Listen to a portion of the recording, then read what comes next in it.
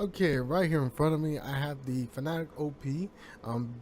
Keep in mind as well that this is still early access. They're still having improvements, but by far, I have no issues with the software. It doesn't crash on me at all, so it's working perfectly fine. Now, of course, we got the Home tab.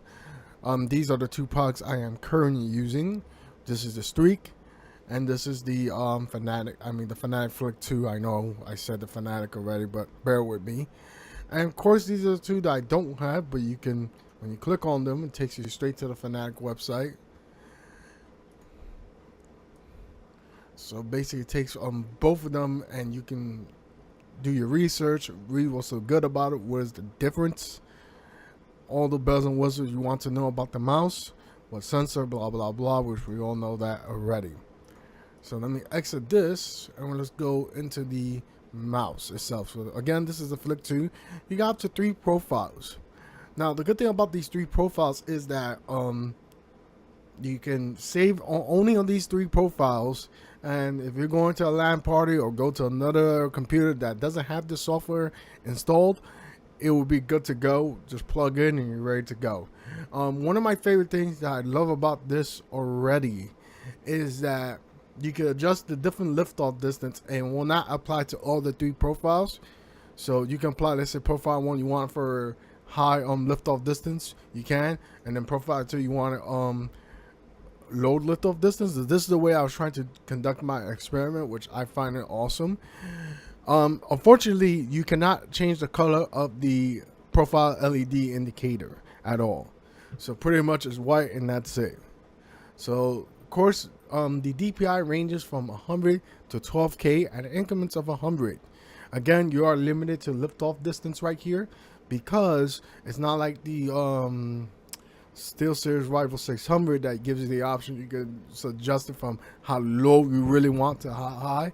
Same thing with the Razer mouses as well. I don't know very well if the Synapse 3.0 really does that, allows you to do that. Please let me know down in the comment section. But the one big gripe I had with this is that usually I play about 500 polling rate. And when I had my computer restart or shut it down, and basically those 2 main things that I have a problem is that the polling rate was switched to 1,000 from 500 to 1,000 again. So it really is a headache sometimes. I had to readjust it back to 500. I actually, good news from Fnatic tech support. They emailed me and they said that, hey, listen, we just got to update a new software, and pretty much they gave me new drives for the software. I never had no issues. Now, every time you do change the polling rate into the, from any polling rate, it can be from 125 to 250 to 500 or to 1,000, it will restart your mouse. But once it restarts, that's it. All the polling rate that you selected will be applied to all the 3 profiles. So you're good to go right there. Now, of course, lighting, you don't have that much options as well. You only have pulse, fade, and coloratory editor. And pretty much this is the one I use the most. Is this one. Basically, pulse is like, it just really dims down and goes bright back up, and you can also adjust the speed as well, or you can leave it at RGB and still adjust the speed. So pretty much up to you. Key bindings, pretty much you got up to 6 buttons you can remap. I never really tried this, but most of the times, to be honest, I just reprogram the 2 side buttons or the middle scroll wheel in game. That's just me. So you pretty much you got keyboard macros, remapping buttons, launch applications, open file, open link. So pretty much you got a lot of options what you really want to do right there. It's not as flexible compared to the Logitech gaming mouses as well. Pretty much I feel like you're a little bit limited. So I think for me, what Fnatic is going for is just to plug and play and call it a day, and that's it. That's just me. So now we're gonna talk about the review of the Fnatic Flick 2, and I hope you guys find this very, very interesting. As again, let's get started. Keep in mind this review is my own opinion. Everybody can have a different opinion with this gaming mouse, but let's get started. Pretty much what I think about the build quality of this mouse, I would say for the price you're getting is a steal. For $59.99, but I paid for $50 for this one. It really shocked the hell out of me how really good this mouse is when it comes to build quality. And I tried to shake it to see if I can sense or hear, I don't know, sense doesn't even make, I'm sorry about that, if I can hear any of rattling. And it's kind of crazy because for the price I paid for it, I expected that was going to happen. And literally on both of them, the Clutch 2 and this one as well, I really didn't experience any type of those issues, which is shockingly awesome.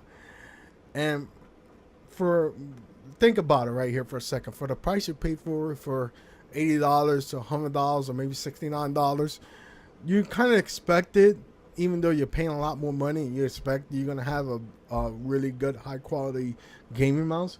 But for me with both of them, especially with the Flick 2, really shocks me that I won't be surprised this mouse, if it costs $80, I'll be like, okay, I would still get it.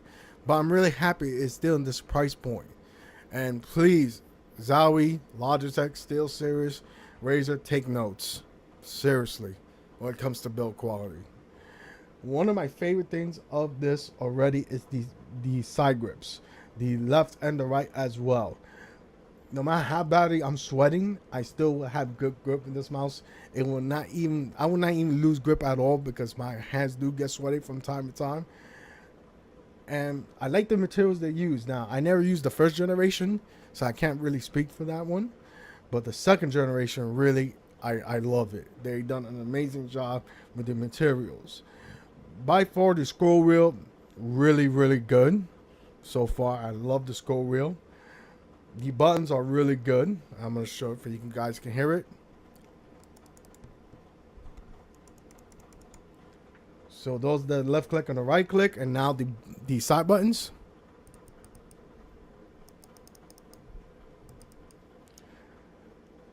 So pretty much I really have a hard time because I was really thinking about even keeping this or go back with the Clutch 2.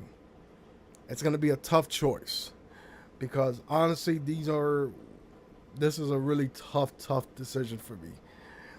The best way I would say, if you're thinking about which one you want to go with, I would say, listen, try them out, get in Best Buy.